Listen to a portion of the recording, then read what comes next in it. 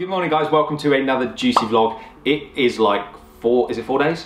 I don't, like, honestly, not working like a 9 to 5 job has made me lose track of every day, and I don't know what day it is. It's 4 days until we leave the UK to go travelling for a year. Around a year. We're not sure, it's open-ended. You keep saying a year, it could be more, it could be less, we're not sure. Yeah. Today we wanted to kind of bring you a top 10 tips, that's hard to say, a top 10 tips on how to prepare for travelling. If you're like us, travelling for the first time. Obviously we've never been travelling before, so we kind of got a different perspective on it. I think a lot of videos I've seen for like preparing to go away have been people that have done it for ages and they're looking back, but maybe they've forgotten like what it's actually like to be leaving. So this, maybe we don't know as much as them people, but from our research I've been doing a lot of heavy research, haven't I? Oi, I do some research. A bit like you do like research on like camera equipment. I do more research on like things to keep us alive. That's true, that's like, very true. Priority-wise. So if you are thinking of going travelling or you're just interested in like how we've prepared for it, we're hopefully gonna in this video give you some good tips, some stuff that we've learned, some surprises that we found along the way, because there's a lot more to it. Yes. You think you just pack a bag and go, but honestly the fact that we're packing up our flat as well as going away, so we have we had a big list, didn't we, of stuff to do. We have written them down into 10 easy points to go through in this video. So let's get on with number 1. This one was like a surprise for us, I guess, like, because jabs is basically what we're talking about here. They cost money. A lot. We thought most of them would be free on the NHS and there might be like 1 or 2 that's like 50 quid we have to get. That was our expectation. Turns out we've spent about £1,000 on jabs. Yeah, it's about £1,000 for the places we're going, which we haven't actually revealed yet. You've got to watch the first travel vlog to know where we're going. We've had a load of like guesses on Instagram. Anyway, yes. Yeah, £1,000 is what we spent on jabs. Which, to be honest, like if you think about like saving money, like say you in your head you had like I need to save 10 grand to go travelling or whatever you have. It doesn't, I don't know, it depends where you're going, how long you're going for. £1,000 is like a tenth of that. That's a lot of money, and £1,000 can get you around a lot of places. So make sure you know where you're going and do like research online to see what jabs you need, so you can counter in that you'll be spending a lot of money on these jabs. Yeah, and there are price lists online. We found we used the Sussex Travel Clinic because of where we live. Yeah. And they actually had a price list online, so we could go on, look everything we needed for the countries we were going, and then kind of total it up. A lot of jabs like need, like it's not just like one-off jab. What was the one we had 3 jabs? Rabies. We had 3 jabs for, and I think they were like £99 each or £80 each or something. Another thing is these jabs needed to be done over a month. So if you're like 2 weeks away from going and you're like, oh, I need jabs, forgot about that, make sure you give yourself enough time to go through the whole course of jabs to make it fully effective. That's a very good point, because we had a couple of weeks buffer luckily, but if we'd left it if we left it any longer, we could have not had enough time to actually get the jabs before our flight was booked. We booked the flight before we booked our jabs, which was a bit stupid. Luckily, it worked out. I don't think you need to book your jabs, but so long as you know like timing. And just to say that the £1,000 that was for both of us, so it's £500 each. So if you're going travelling alone, hopefully it'll be a bit cheaper for you. It depends where you're going, because some jabs we didn't have because we're not going to that place. There's so many you can have. The place we went, Sussex Travel Clinic, funny story, we went to the doctors, our local doctors, before we went to this place, and we asked to see the travel nurse. Oh, we could like make a whole separate video about this experience. It was like a scene out of Little Britain, if you've seen that show. We were looking at each other and like laughing, but kind of also crying, because we're thinking, this is very important and this woman has no idea what she's talking about. I hope she doesn't watch our videos. I don't think she does. But it was just hilarious, wasn't it? And it was all like, oh, that's lucky, I've got enough jabs for you, because we had like the free ones with her, like the NHS ones. It was just bizarre, and like we were like, oh, we're going here, and she was like, are you? Oh, I don't know what that is about. And basically, Googling it. All she did was Google it, and and she actually used the same website that we'd used. So it was like kind of helpful, but not super helpful. So we would suggest using an actual travel clinic. Ours charged us like a £15 consultation fee. That probably varies from place to place, but it's so worth it. 100%. You say, I'm going here and here, and they go, well, I recommend that. Oh, the place you're going in this country is low risk for that, so don't worry about them.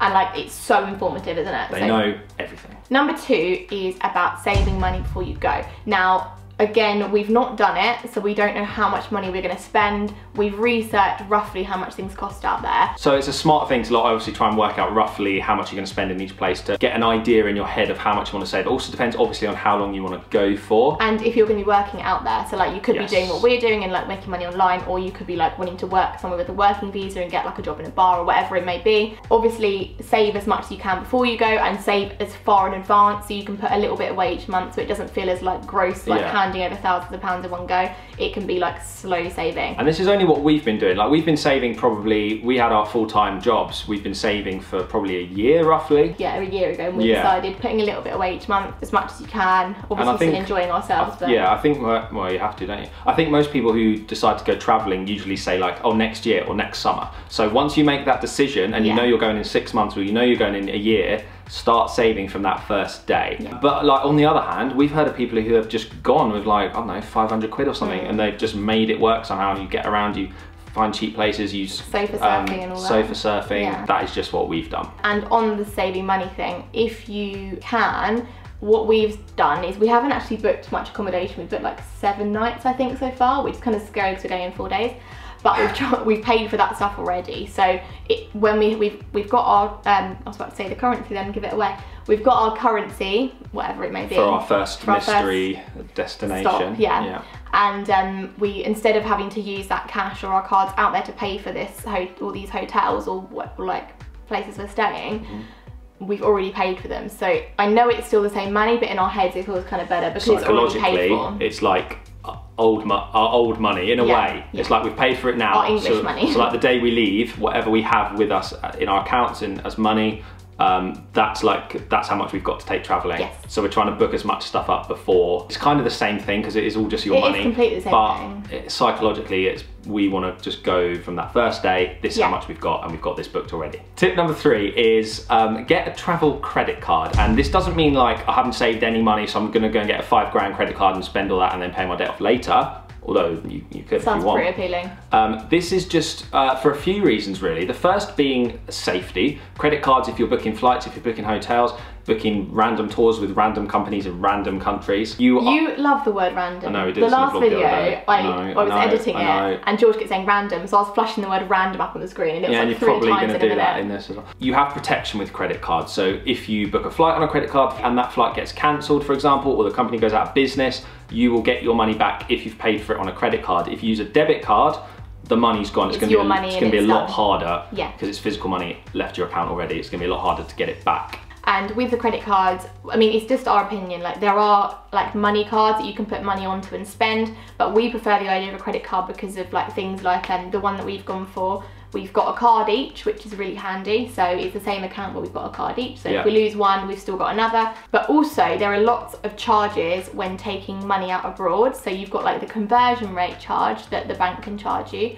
You've got like your bank, you've got the physically taking money out of an ATM on a credit card charge that you'd normally have. Then you've got the charge that the bank in the other country may charge you. So, you know, like if sometimes you go somewhere, it's like $1.99 charge for taking cash out.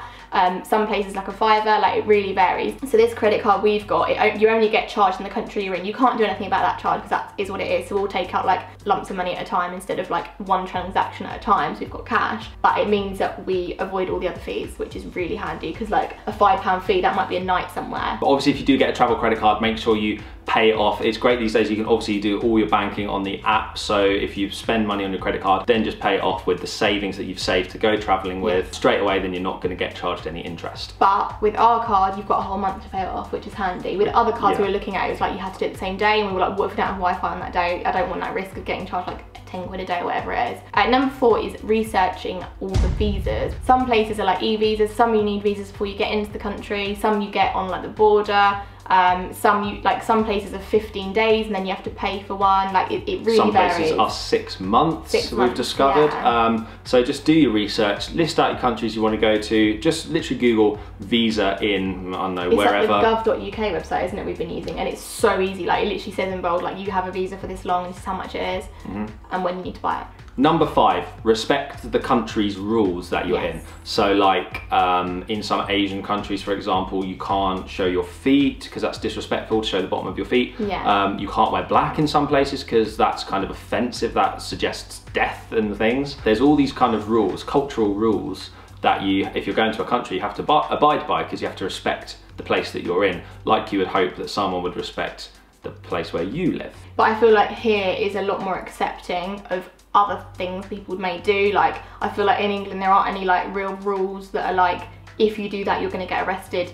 Oh, no, obviously there are, that's stupid, but as in like little things like showing the bottom of your feet and things. Make sure you're up to date with current things that are happening in that country. Yeah, something small that you might not consider. You could end up in prison. Yeah, you could like find yourself in trouble over something you didn't even realise. Number 6 is about like clothing and equipment and things. So some places that you may be going to could be like quite a big place, and it could be that if one part of the year is really sunny, say down in like the south of somewhere, Cornwall, for example.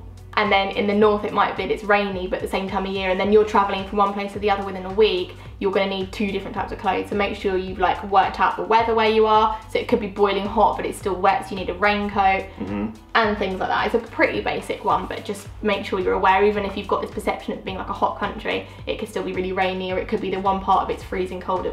I don't know. Yeah. It happens. The other thing is do a mock pack. Like we're about to do this in one of the upcoming videos, because we kind of got a rough idea of what we want to take, what clothes we want to take and stuff. We've got our bags, but until we put all the stuff we think we want to take into our bags and see if it fits, you don't want to be like there the night before your flight worrying about packing. No, not at all. And I think we need to be a bit more efficient and actually get on with doing some stuff, because currently the flat's looking pretty full, like the same as it normally does. We still have a sofa and we're leaving in a few.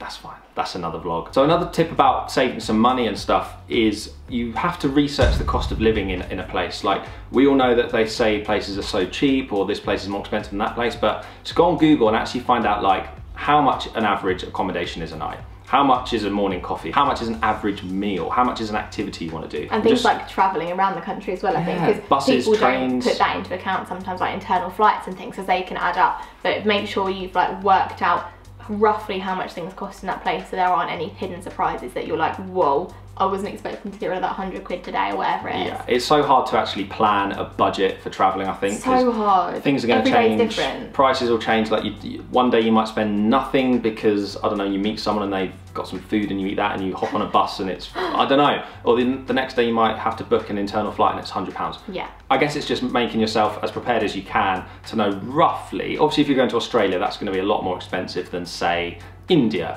The next one we said here is make a plan. Now I kind of agree with this and I kind of disagree. We've got a plan for 7 or 8 days, as I keep saying. Well, we've got a plan for a lot longer than that, but you mean we've got a strict, it's not even strict, like we've just said that day we'd like to go see that. And this is what we've got booked. Yeah.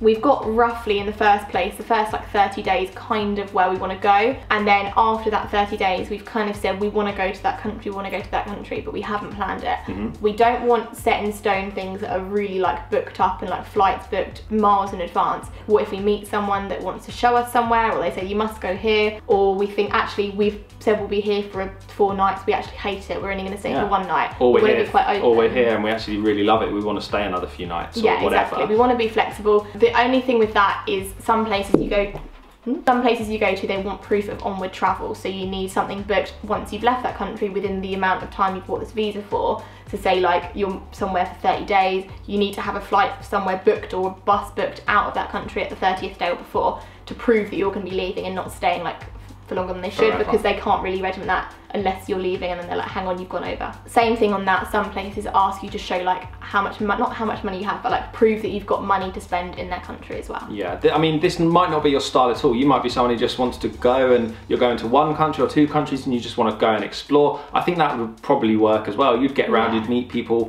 you'd hear of things you need to go and see and do. And that's why we've not got a really strict plan, because we do want to keep it open as possible, but equally we don't want to miss out on things because we haven't researched where we're going at all. So number 9, and this is not a sponsored mention or anything like that, but use a website called Skyscanner for all your flights. Like there's probably similar websites out there, but this is the one Lucy and I use. It is so good. Love it. You put in where you're going from and where you're going to, and then it gives you like the whole month of where you're looking and all the different prices on every single different day. And prices fluctuate so much. So much. There's like a graph, and you can like look at say like the whole month of September, and it's like little like up and down. What do they call it in a graph? Like a bar chart. Bar chart. But what are the actual? Are they columns? Yeah, and like Tuesday could be a flight for like £35. You look at Friday, it's like 110. Like it just changes so much. But they'll only show you prices for like small, like these little flights. They'll only show you prices with just your hand luggage. So if you want checked luggage, it might be another like 20 quid each. So make sure you remember that when you're looking and like, oh my god, it's so cheap, but actually you probably have to add another like 20, 30 quid onto it. So the final tip, quite a practical one, but quite a useful one, I think, is using Google Drive to store important things and documents and then giving that access to someone back at home. So this could be like copies of your passport in case you lose it, information on contacts in case anyone needs to get hold of you or where you're staying. It's not only for people at home to help us, it's also if, say, we get mugged and all of our stuff's taken, including laptops and phones, we can then go into like an internet cafe somewhere, log into our drive, and then see contact details for at home and have copies of our passport to be able to give to the embassy, the British embassy of whatever country we're in, and then be able to get like new passports made up and things. Obviously you don't want it to happen, but it's a just in case scenario. If we were split up somewhere and we need to contact each other and we can't remember each other's phone numbers for the SIM we've got in our phones, it'll all be stored in the drive so we can again log in and get them contact details. Just like a security thing. Hopefully you won't have to use it, but it's there in case you do. And we've also taken physical photocopies of our passports and had more like passport photos taken just to take with us, because like things like if you're like hiring a moped, like you sometimes need to show your passport, we wouldn't want to give them our actual passport to keep because we're a bit scared of that. And then like visas sometimes need little photos of your face. So that is our 10 tips on how to prepare for going travelling. Obviously, like, we're still at home, we haven't gone yet, but this is what we've been doing to prepare. If you're in the same boat, that's like so exciting. Leave us a comment, let us know where you're going, let us know your plans. Or if you're just interested in following us, we're going to be making daily vlogs of our travels, of our trips. We start in like a matter of days now. Yeah, it's crazy. So make sure you're subscribed to the channel. Some really, really fun videos coming up soon. I'm about to sneeze. All right, we better go before you sneeze. Thanks for watching. Bye.